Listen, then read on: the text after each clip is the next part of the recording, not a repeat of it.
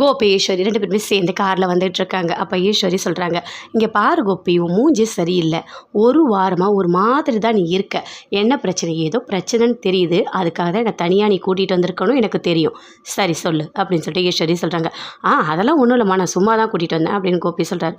உன் மூஞ்சை பார்த்தாலே எனக்கு தெரியும் கோபி, சொல்லு, உண்மையை சொல்லு அப்படின்னு சொல்லிட்டு ஈஸ்வரி சொல்கிறாங்க.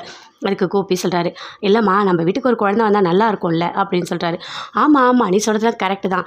எழிலுக்கு குழந்தை பிறந்தா நல்லா தான் இருக்கும். நானும் தான் கேட்டேன், ஆனால் அவனுக்கு தான் அவ்வளோ கோவம் வருதே அப்படின்னு சொல்லிட்டு ஈஸ்வரி சொல்கிறாங்க. எழிலுக்கு இல்லைம்மா, எழிலுக்குன்னா வேற யாருக்கு? ஜெனிக்கு குழந்தை பிறந்துடுச்சு. இப்போ இருக்கிறது எழிலுக்கு தான் பிறக்கணும். இனியாக்கு இனிமேல் தான் கல்யாணம் ஆகணும். வேற எங்கே எப்படி குழந்தை வரும் அப்படின்னு சொல்லிட்டு ஈஸ்வரி சொல்கிறாங்க.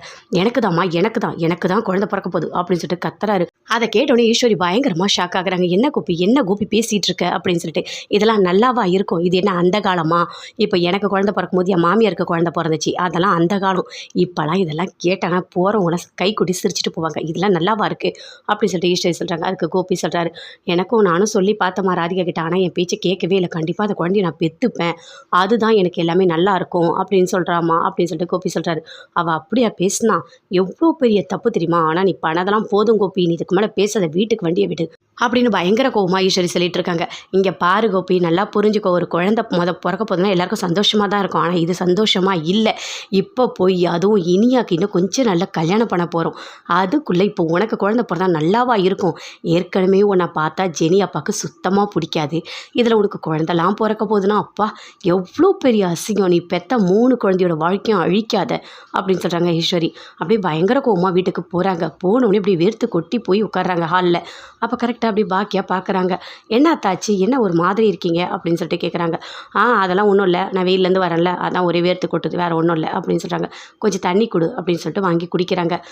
நான் கொஞ்சம் மேலே போகிறேன் அப்படின்னு சொல்கிறாங்க. மேலே எதுக்காக அத்தை போகிறீங்க? நீங்கள் உங்களுக்கு கால் முட்டிலாம் வலிக்கும்ல, போகாதீங்க அப்படின்னு சொல்லிட்டு பாக்கியா சொல்கிறாங்க.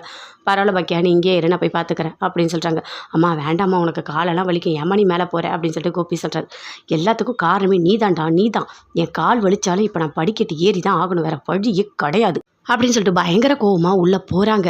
உள்ளே போனோடனே அப்படியே ராதிகா பார்க்குறாங்க. பார்த்தோன்னே சொல்கிறாங்க, என்ன எத்தனை மாசமாக இருக்க அப்படின்னு சொல்லிட்டு கேட்குறாங்க. ஈஸ்வரி இதை கேட்டோடனே அப்படியே ராதிகா பயங்கரமாக ஷாக் ஆகுறாங்க.